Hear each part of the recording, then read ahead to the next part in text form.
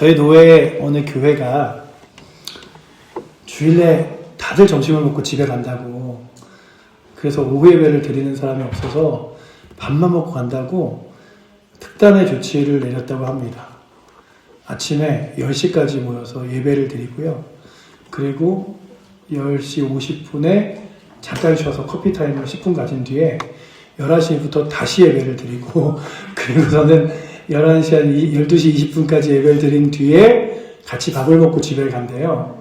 오후 예배를 도망간다고. 그러면서 목사님이 밥만 먹고 가면 안 되지. 그래서 그냥 아침에 2번 예배를 드린다 그래서, 그 아침에 다들 10시까지 와서 그러면 예배 드리고 커피 마시고 또 예배 드리나요? 그랬더니 그런다 그러더라고요. 그래서 제가 그 얘기를 들으면서 참 주일에 두 일에 밥을 먹고 같이 예배 드리는 게 쉽지 않은 시대구나라는 생각을 하면서, 어느 교회든지 늘 고민이 뭐냐 하면, 주일에 대예배를 나오는 숫자가 100이라고 치면, 그러면 주일 오후 예배 30%, 수요 예배 20%, 새벽 예배 10%, 이런 거예요. 그러니 그 안타까움은 나머지 대부분의 분들은 사정이 있어서 수요일이나 주일 오후나 일하시는 분들도 있고 여러 가지 일도 있는 분도 있지만, 그렇지 않은 분들도 대부분은 일주일에 한 번 예배를 드리고 가는데, 마치 이게 영혼의 양식 같은 건데, 여러분들 그렇잖아요. 일주일에 밥 한 끼 먹는다고 생각해 보세요. 일주일 내내 영적으로는 힘없이 기진맥진하고 지내다가 겨우 한 끼 먹는 밥으로 어떻게 힘있게 지내겠습니까? 그렇다면 오늘도 저희들의 우리 칠보제일교회의 예배는 정말 많은 사람들이 정말 예배를 기뻐해서 같이 드리고 누리는 예배가 되기를 축복합니다. 그래서 오늘 이 자리에 오신 분들이요, 더 크게 또 귀한 자리를 내가 책임진다 여기시고, 하나님의 거룩한 직분을 맡아서 내가 잘 이 자리를 감당하고 있다, 칭찬받겠다 여기며 나아가시기를 원합니다. 제가 옛날에 신앙생활을 막 하기 어릴 때, 왜 목사님은 항상 오후 예배 시간에 오후 예배 안 나오신 분들한테 뭐라 그러는 게 아니라 나오신 분들한테 자꾸 뭐라 그러고, 수예배도 나온 사람한테 뭐라 그러지, 이런 생각이 있었는데, 그래요. 참 저희들이 함께 믿음의 길을 가면 좋겠지만 다 믿음의 분량은 같지 않잖아요. 어떤 분들은 더 예배를 드렸으면 하는 분들도 있고, 어떤 분들은 어느 교회는 보니까 오전에만 드리던데, 이런 분들도 있지만, 그래도 우리 모두가 함께 꿈꿀 것은 우리 교회의 공동체가 다 같이 믿음의 장성한 분량으로 성장하여 가기를. 병 중에 그런 병 아시죠? 노인병이라고 해서 어릴 때에 아주 늙게 태어나서 더 키도 크지 않고 성장도 하지 않는 거예요. 잘 생각해 보시면 그게 얼마나 부모에게 있어서 안타까움이 되겠습니까? 예수를 믿은 다음에 더 성장하지 않는다면, 더 커지지 않는다면, 오늘 예수님의 제자 중에 가룟 유다라는 사람이 바로 그런 사람 중에 하나가 아니었나 생각해 봅니다. 예수님이 이제 명절이 다 돼가고 예루살렘으로 오시기 전에 베단이라는 곳에 오신 이야기를 이제 하려고 그래요. 여러분 지금까지 선물 받아보신 적 있으시죠? 어떤 선물이 제일 기억에 남으시던가요? 비싼 선물이요? 이건 진짜 비싼 선물인데 내가 받았다 하는 것도 기억에 남으시겠죠? 그 선물을 준비한 사람의 마음이 담긴 선물이 때로는 더 기억에 남을 때도 있습니다. 자녀들이 돈이 없을 때 그 손자나 이런 손자들이 막 그림 그려서 엄마 아빠 사랑해요, 할머니 할아버지 사랑해요, 그래서 딱 펴놓은 이렇게 그림 같은 거 하나에 다른 것보다 훨씬 더 감동스럽고 기뻐질 때도 있죠. 그렇다면 사람은 그 사람이 나를 얼마나 생각하는지, 나를 위하여 준비된 게 얼마나 준비했는지가 감동의 이유일 수 있습니다. 그러니까 비싸고 큰 게 중요한 게 아니라 저 사람이 정말 나를 생각해서 이걸 샀구나, 이런 거 있잖아요. 좋은데 비싼데 나랑 상관이 없고 내가 별로 좋아하지 않는 것이라면 의미가 없는 선물이죠. 오늘 우리가 살펴본 본문은 바로 그런 장면입니다. 한 여인이 예수님께 정말 귀한 것을 드렸어요. 그런데 그 자리에서 누군가 그것을 막으려고 합니다. 이거 왜 이래? 그러는 거죠. 과연 예수님은 어떤 반응을 하셨을까? 이 본문을 통해 우리가 예수님께 어떻게 드려야 하는지, 그 귀한 드림은 무엇인지를 함께 배우고자 하는데, 본문의 배경을 살짝 살펴보시면 때는 6월절 6일 전 예수님께서 십자가에 못 박히시기 불과 일주일도 채 안 된 시점입니다. 이제 예수님이 십자가에 못 박혀 하시기까지 일주일이 안 남았어요. 장소는 베다니, 바로 죽었다가 살아난 나사로의 고향입니다. 예수님을 위한 잔치가 열렸고 얼마나 기쁘겠어요. 야, 예수님이 나사로를 살려주셨으니 그 예수님이 다시 베다니에 오시니 잔치를 하고 싶다, 이런 거였죠. 마르다가 막 음식으로 섬깁니다. 나사로는 예수님과 함께 식탁에 앉아서 제가 죽었잖아요. 근데 예수님이 저를 살려주셔서 제가 지금 이렇게 손발을 입고 이렇게 지내는 게 너무 기적 같아요. 이런 얘기를 하고 있었겠죠. 그런데 그 자리에 마리아가 큰 특별한 행동을 합니다. 마리아는 무엇을 했냐 하면 본문 3절에 보시면 마리아는 지극히 비싼 나드 한 근을 가져다가 예수의 발에 붓고 자기 머리털로 그 발을 닦으니 향유 냄새가 온 집에 가득하였더라 라고 기록하고 있습니다. 나드 향유 한 근, 이게 얼마나 대단한 것인지 아십니까? 4절에 유다가 바로 계산을 해줍니다. 300데나리온이라고 그러죠. 300데나리온. 유다가 딱 보자마자 지금 나드 한 근이면 300데나리온인데? 저도 좀 그런 습관이 있어요. 만약에 이렇게 물건을 사잖아요. 이렇게 만약에 3,000원에 10개짜리 이렇게 사면, 그런 걸 하나 쓸 때마다, 이건 300원. 이런 거 있잖아요.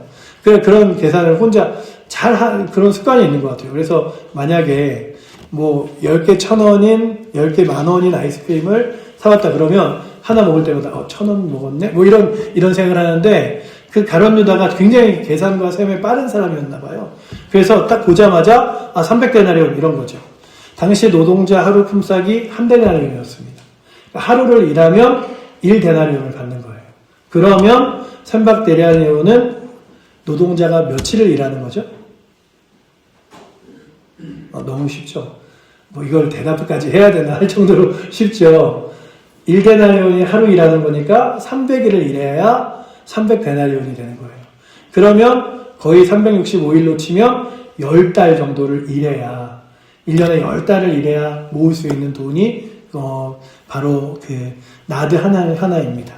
그러니까 300데나리온은 거의 노동자의 1년 꼬박 주말 빼고 52주, 우리가 주일이 52주니까 토요일날 이렇게 빼고 그러면 거의 나머지 날들을 다 채우면 1년 내내 일하면 받을 수 있는 돈이 바로 그것이고, 대략 오늘날로 치면은 한 5천만 원 정도 되겠죠.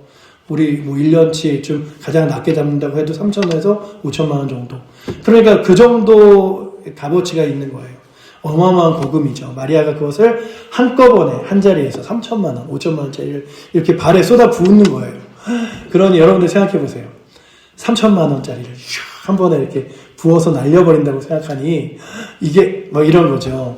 그런데 여기서 더 놀라운 것은 마리아는 그 향유를 발에 붓고 나서 자기의 머리털로 예수의 발을 닦습니다. 유다 문화에서 여자가 공개적인 자리에서 머리를 푸는 건 굉장히 부끄러운 일이었습니다.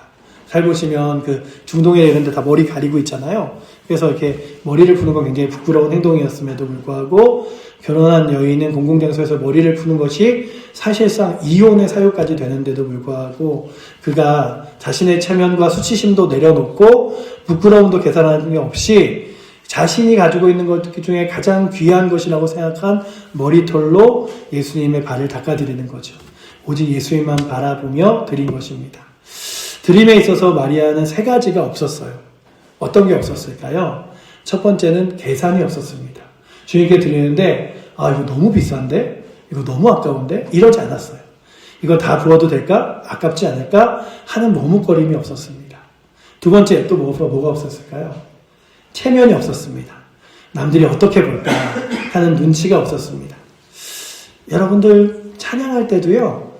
내가 이렇게 부르면은 내가 어떻게 볼까? 이러지 마시고 여러분들이 주 앞에 설 때마다 내 체면 상관없다. 다윗이 그러잖아요. 왕인데 춤을 추며 주를 찬양하잖아요. 왜냐하면 하나님이 내게 영광 받으시기에 가장 합당하신 분이니까. 세 번째는 조건이 없었습니다. 이걸 드리고 무엇을 얻을 수 있을까? 이런 조건이 없었어요. 그러니 여러분들에게는 주 앞에 드릴 때 계산이 없고 체면이 없고 조건이 없이 주 앞에 드립니까? 아니면 주님, 제가 이제 예배 나갑니다. 예배 나가면 이렇게 해주실 거죠?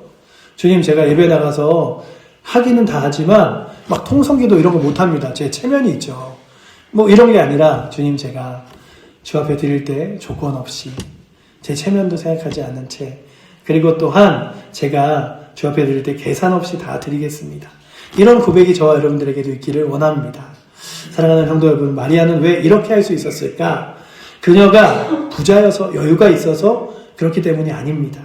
마리아가 예수님을 얼마나 사랑했는지를 알면 이 행동이 이해가 되죠.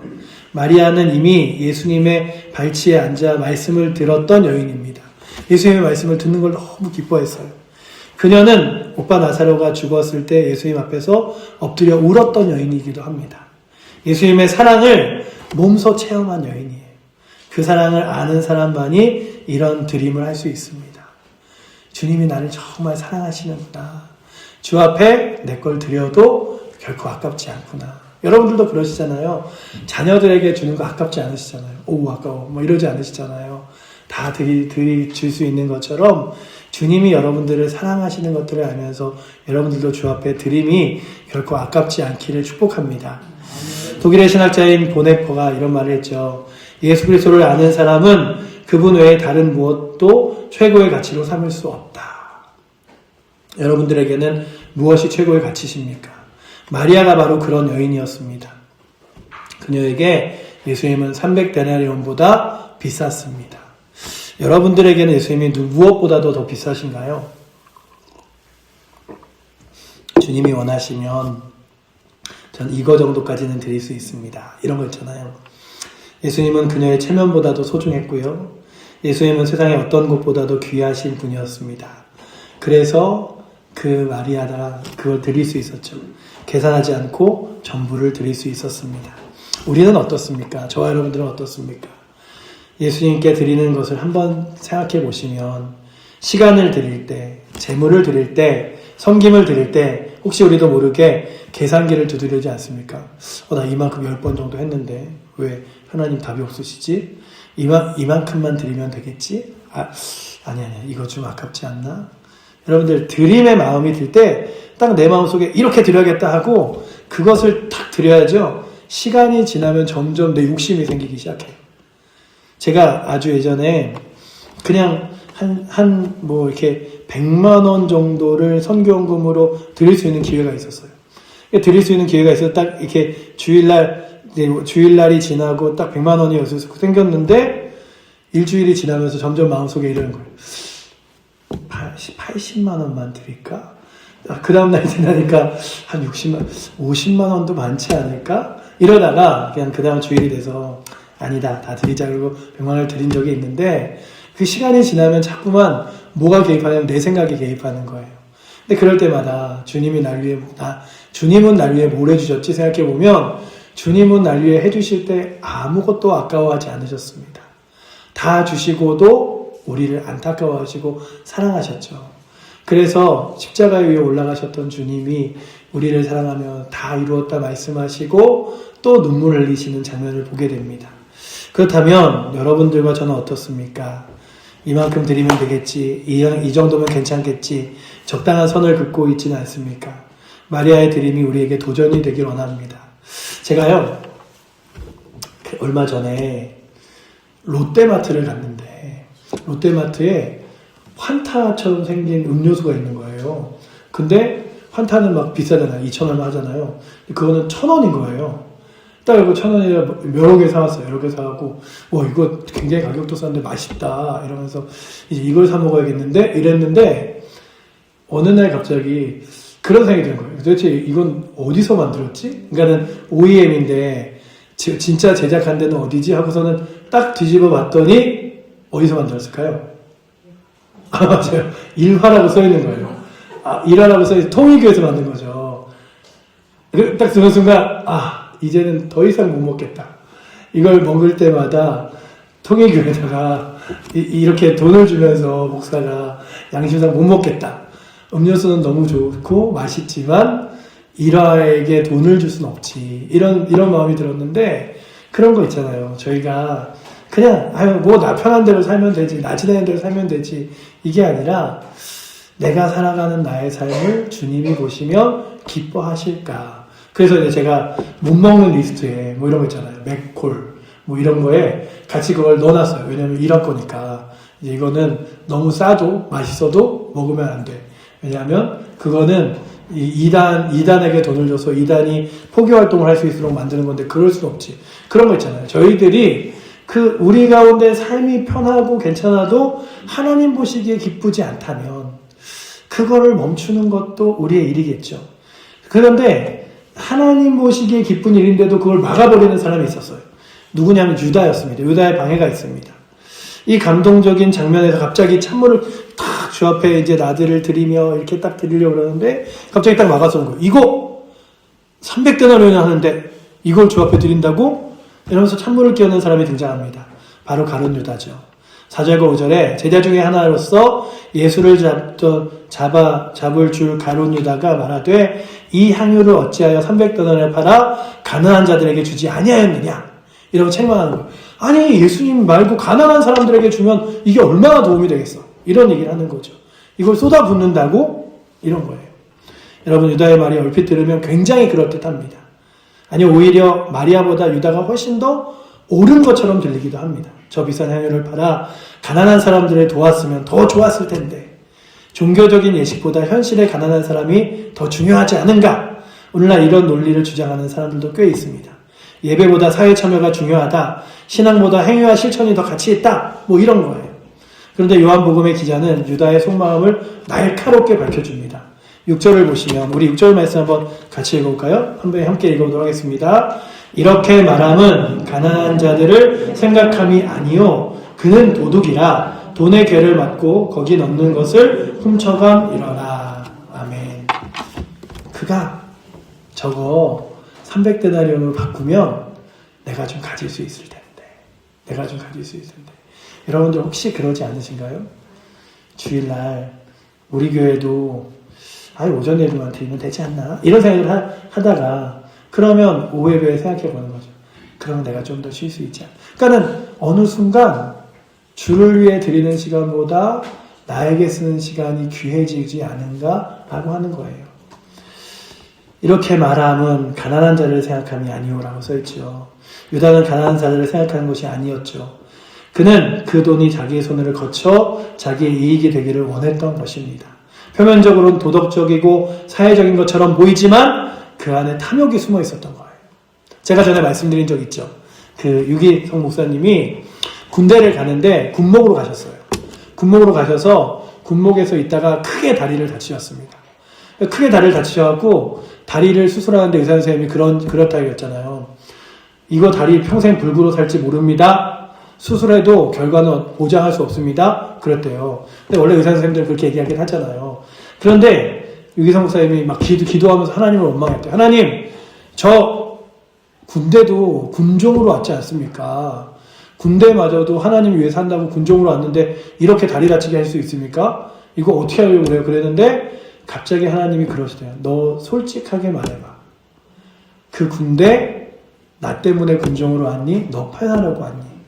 그리고 이렇게 생각을 해보니까 이런 마음이 들어요. 사람들한테는 칭찬받고 군종이니까 그래도 막 더 힘들게 훈련받진 않겠지. 이런 자신의 마음에 숨겨진 욕심이 보이더래요. 여러분들 오늘도 우리가 내 내면을 깊이 돌아봐야 돼요. 내 마음에 숨겨진 욕심과 그리고 자기 사랑이 나로 하여금 하나님에게 나아가지 않게 하는가. 유다의 문제는요, 단순히 탐욕이 아니라 탐욕을 도덕적인 언어로 포장했다는 것입니다. 그는 가난한 자를 앞세웠지만 실상은 자신의 배를 채우려 했습니다. 하나님께 드리는 것을 가로막는 논리는 항상 그럴듯한 옷이 있습니다. 그런 거예요.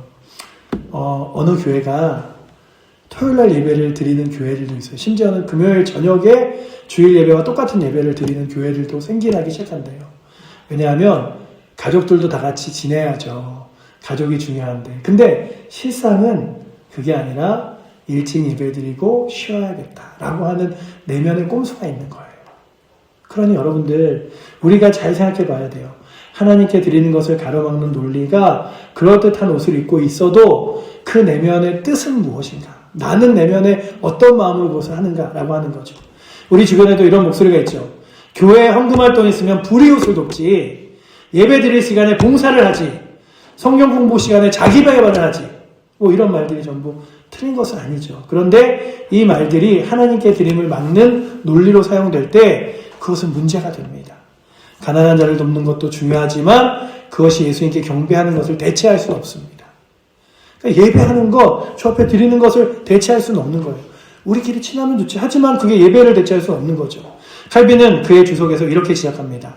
하나님을 향한 경배와 이웃을 향한 사랑이 서로 대립하지 않는다. 그러나 그 순서가 있다. 먼저 하나님을 향한 바른 예배가 있을 때 이웃을 향한 진정한 사랑도 흘러나올 수 있다. 라고 하는 거예요. 순서가. 그러니까 하나님 사랑과 이웃 사랑이 서로 틀린 건 아니지만 분명하게 선호를 따지자면 하나님 사랑이 먼저라는 거죠. 그렇다면 여러분들은 얼마나 하나님을 사랑하십니까? 실제로도 이웃도 사랑하지 않죠. 유다는. 그는 예수님도 이웃도 진정으로 사랑하지 않았습니다. 오직 자신만 사랑했을 뿐입니다. 사랑하는 성도 여러분, 우리 안에 혹시 유다의 목소리가 있지 않습니까? 예수님께 귀한 것 드리려 할 때 마음속 어딘가에 그거 꼭 필요해? 좀 더 실용적으로 쓰면 안 될까? 라는 목소리가 들리지 않습니까? 그 목소리를 우리가 조심해야 됩니다. 그 목소리는 언제나 합리적으로 들리지만 결국 우리가 예수님께 드리는 것을 막는 방향으로 작동합니다. 내가 예수님께 뭐 드리려 할 때 오늘 난 안 해도 되지 않 이런 거 있잖아요. 셋째, 예수님의 응답이죠.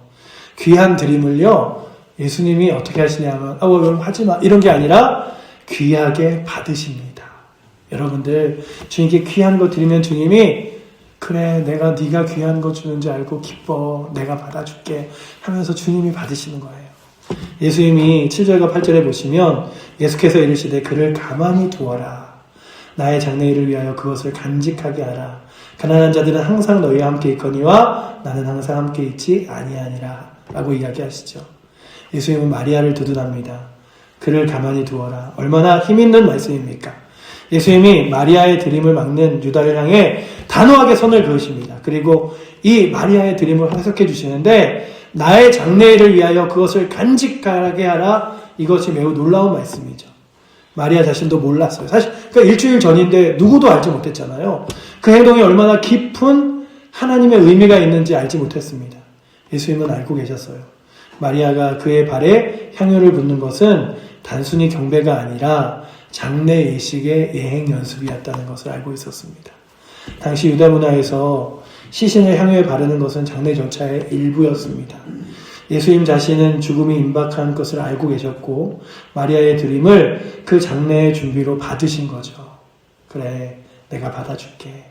예수님은 마리아의 드림을 단순히 고마운 선물로 받지 않으셨습니다. 그분의 드림을 자신의 십자가의 죽음과 연결하셨죠.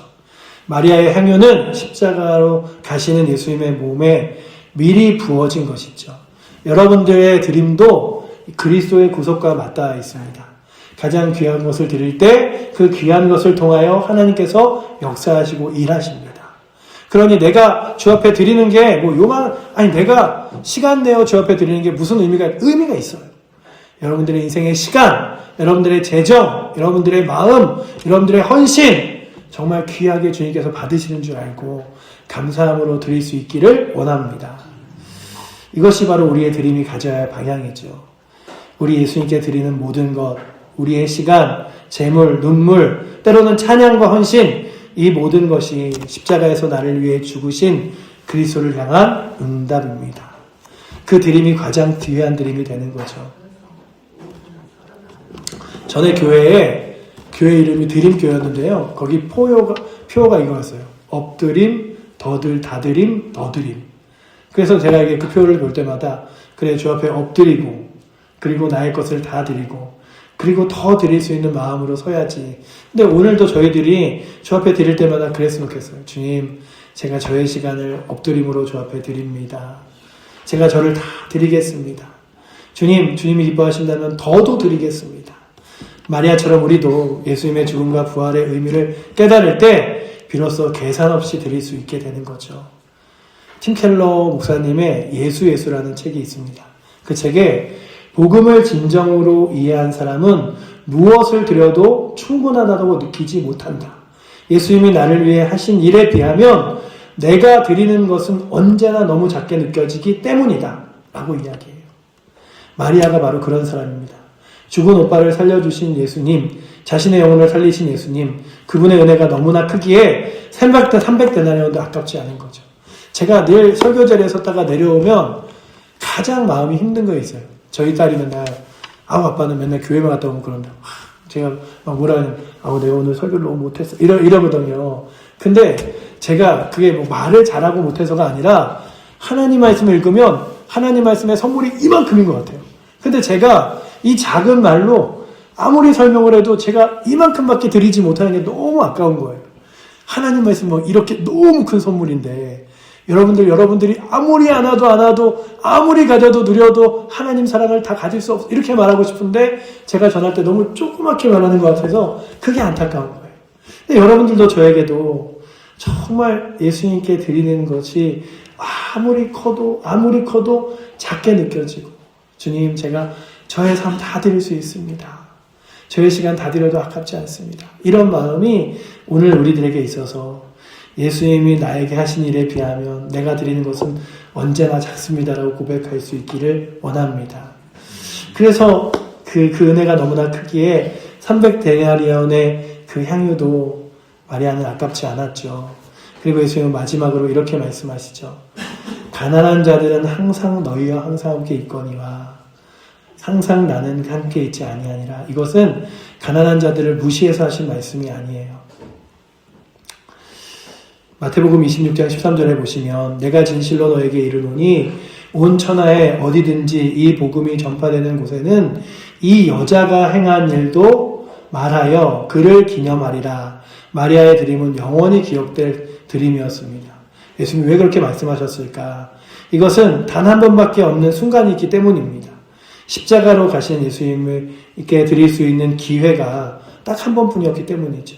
마리아는 그 기회를 놓치지 않았습니다. 유다는 그 기회를 막으려고 했습니다. 그리고 역사는 마리아를 기억합니다. 오늘 우리들에게도 이제 성도 여러분도 오늘 본문을 통해 우리가 3가지를 배웠죠. 귀하게 드리는다는 것은 계산 없이 전부를 드린다는 것이고, 마리아처럼 드림을 막는 논리는 항상 그럴듯하고 옳다고 여겨지기도 보이기도 합니다. 예수님은 우리의 귀한 드림을 가장 귀하게 받으시는 분이라는 사실도 알았습니다. 여러분, 마리아의 향유 냄새가 온 집에 가득했겠죠? 우리 교회도 그런 교회가 됐으면 좋겠습니다. 예수님께 귀하게 드리는 사람들의 향기가 가득한 교회, 계산하지 않고 드리는 사람들의 헌신이 넘치는 교회, 그 향기가 우리 칠보면 우리 온 동네에 퍼져나가는 교회가 되기를 소망합니다. 한 가지 질문을 드리며 마치겠습니다. 오늘 예수님께 귀하게 드릴 것이 여러분들에게 있으십니까?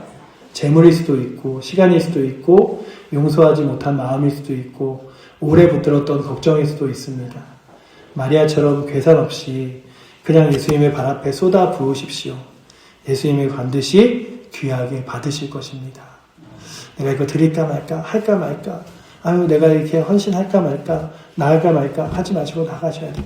제가 그냥 이번 주에도 이런 생각을 해봤어요. 우리 칠보제일교회를 다니면서도 수요 예배를 한 번도 안 와보신 분들도 있을 텐데, 참 좋은데, 한 번만 와보시면 좋겠다. 이런 마음 있잖아요. 여러분들, 어떤 분들은 일이 끝나지 않아서 일정의 상황이 있어서 못 하시는 분도 있겠죠. 그런데, 여러분들, 참 그런 것 같아요. 주 앞에 나의 시간과 마음을 드릴 때 주님이 기뻐 받으시는 것 같아요. 그러니 한 걸음 더 나아가, 주님, 제가 이것이 저의 향유인 줄 알고 한번 주님께 부어드리겠습니다 고백하며 나아갈 수 있는 힘과 은혜가 오늘도 이 주일 오후에 나오신 여러분들과 우리 모든 칠보제일교회 성도들에게 넘치기를 축복합니다. 기도하겠습니다. 주님, 가장 귀한 것 주 앞에 드리지만 아깝지 않게 드렸던 마리아의 모습을 바라보며 우리도 그러기 원합니다. 아버지 하나님, 예수님께 귀하게 드리는, 그리고 귀하게 받으시는 주님께 나아가는 은혜가 있게 하여 주시옵소서.